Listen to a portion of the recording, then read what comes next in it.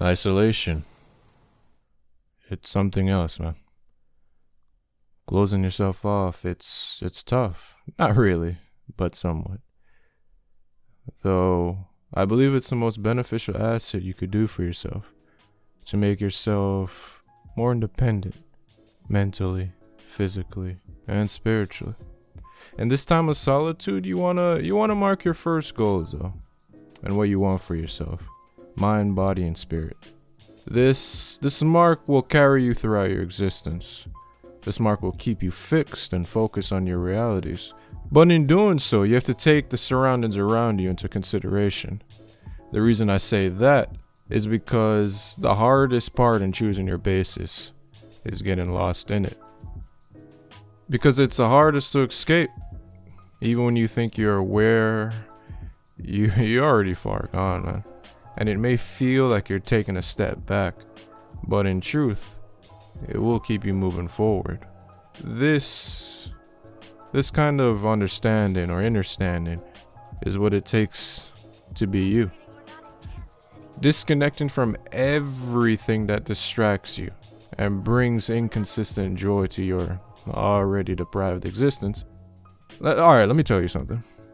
So I disconnected from my friends, honestly. Or social gatherings, if you want to call it that.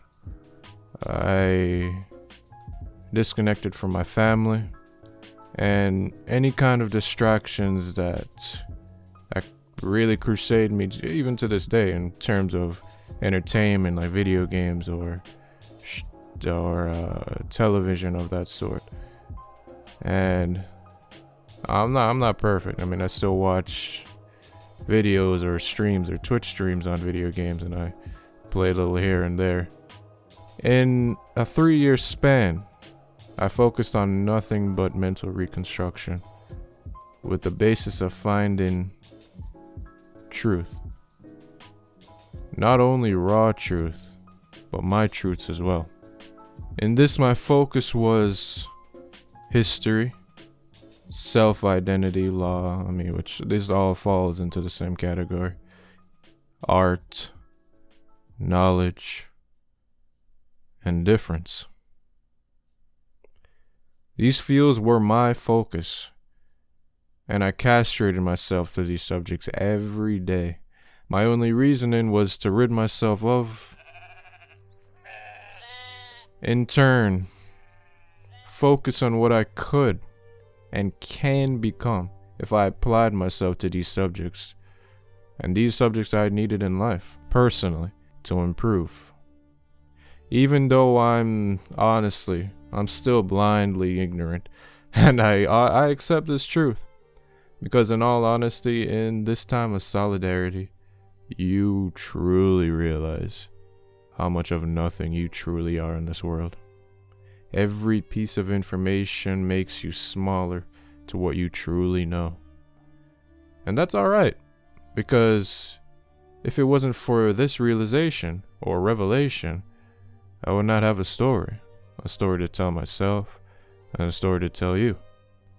This period is most inducing, mentally and physically, and it rips at your psyche piece by piece. When you realize that what you thought is not what it is, and never was, and the general populace, including the ones you call family and friends, fed you lies and constricted you to the same form of mediocre thinking as them just because of fear, it eats at you, man.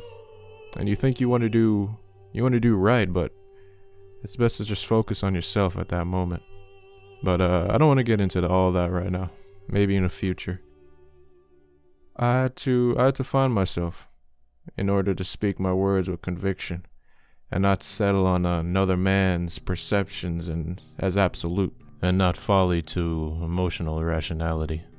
And I still falter with this concept, of course. But the colder the days become, man, you just narrow your eyes to foolishness. It's a timely process, and I only just begun. I found a passion for difference and listening. Not following, not leading, I'm no leader, but learning. But enough about me. I want to go ahead and introduce that this path is not for everybody. It's not for everyone, and it shouldn't be. But I feel it's necessary if you truly want to wake up to a new reality.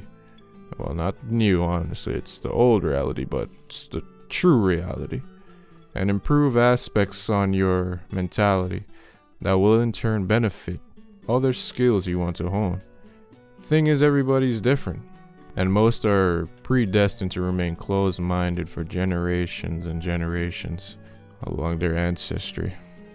Interesting part is the fact is either set in stone. That fact is either set in stone or not. I mean, that's on you. Not really, but somewhat. Peace.